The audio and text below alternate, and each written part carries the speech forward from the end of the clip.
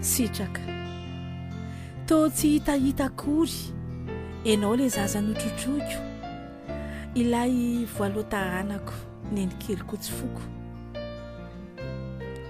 To tsy hitahita akory ilay ianao nalefa nianatra,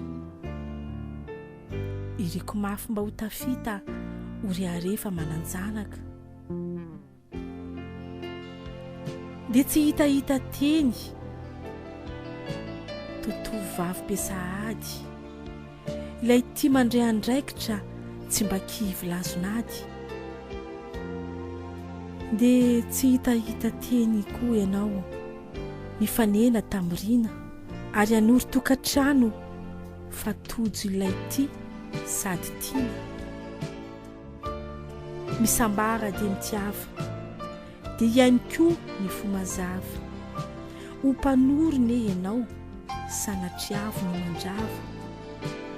Azadino fa Jesoa tianao tsy misy fetra, ny ainanao ny fahagagany sy ny mistera ny etsetra.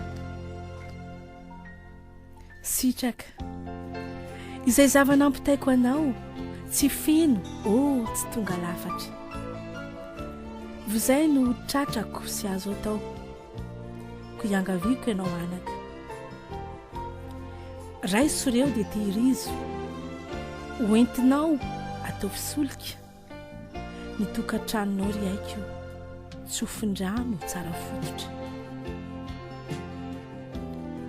Dia etsikely ianao ry zanako, raha andeha hikopa-kelatra dia tsarovo lalandava ny mahiray antsika efatra. Sambara sompinaiko,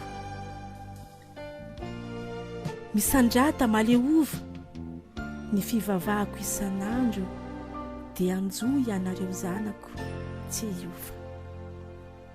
Hoy neny anio 7 Janoary 2024.